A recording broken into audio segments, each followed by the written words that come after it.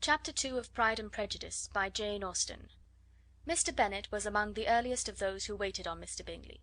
He had always intended to visit him, though to the last always assuring his wife that he should not go; and till the evening after the visit was paid, she had no knowledge of it. It was then disclosed in the following manner. Observing his second daughter employed in trimming a hat, he suddenly addressed her with: "I hope Mr. Bingley will like it, Lizzy." "We are not in a way to know what Mr. Bingley likes," said her mother resentfully, "since we are not to visit."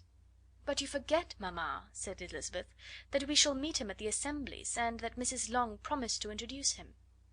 "I do not believe Mrs. Long will do any such thing. She has 2 nieces of her own. She is a selfish, hypocritical woman, and I have no opinion of her." "No more have I," said Mr. Bennet, "and I am glad to find that you do not depend on her serving you." Mrs. Bennet deigned not to make any reply, but, unable to contain herself, began scolding one of her daughters. "Don't keep coughing so, Kitty, for heaven's sake! Have a little compassion on my nerves, you tear them to pieces." "Kitty has no discretion in her coughs," said her father; "she times them ill." "I do not cough for my own amusement," replied Kitty fretfully. "When is your next ball to be, Lizzy?" "To-morrow fortnight." "Ay, so it is," cried her mother, "and Mrs. Long does not come back till the day before, so it will be impossible for her to introduce him, for she will not know him herself." "Then, my dear, you may have the advantage of your friend, and introduce Mr. Bingley to her." "Impossible, Mr. Bennet, impossible, when I am not acquainted with him myself. How can you be so teasing?" "I honour your circumspection.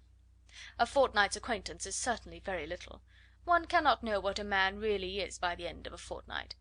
But if we do not venture, somebody else will, and after all Mrs. Long and her daughters must stand their chance; and therefore, as she will think it an act of kindness if you decline the office, I will take it on myself." The girls stared at their father.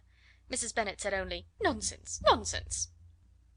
"What can be the meaning of that emphatic exclamation?" cried he. "Do you consider the forms of introduction, and the stress that is laid on them, as nonsense? I cannot quite agree with you there. What say you, Mary? For you are a young lady of deep reflection, I know, and read great books and make extracts." Mary wished to say something sensible, but knew not how. "While Mary is adjusting her ideas," he continued, "let us return to Mr. Bingley." "I am sick of Mr. Bingley!" cried his wife. "I am sorry to hear that; but why did you not tell me that before? If I had known as much this morning, I certainly would not have called on him. It is very unlucky, but as I have actually paid the visit, we cannot escape the acquaintance now." The astonishment of the ladies was just what he wished; that of Mrs. Bennet perhaps surpassing the rest, though, when the first tumult of joy was over, she began to declare that it was what she had expected all the while. "How good it was in you, my dear Mr. Bennet! But I knew I should persuade you at last. I was sure you loved your girls too well to neglect such an acquaintance. Well, how pleased I am! And it is such a good joke, too, that you should have gone this morning, and never said a word about it till now." "Now, Kitty, you may cough as much as you choose," said Mr. Bennet, and as he spoke he left the room, fatigued with the raptures of his wife. "What an excellent father you have, girls!" said she, when the door was shut. "I do not know how you will ever make him amends for his kindness, or me either, for that matter.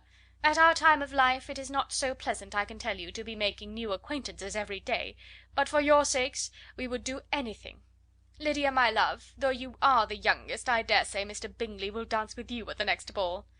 "Oh!" said Lydia stoutly, "I'm not afraid, for though I am the youngest, I'm the tallest." The rest of the evening was spent in conjecturing how soon he would return Mr. Bennet's visit, and determining when they should ask him to dinner. Chapter 3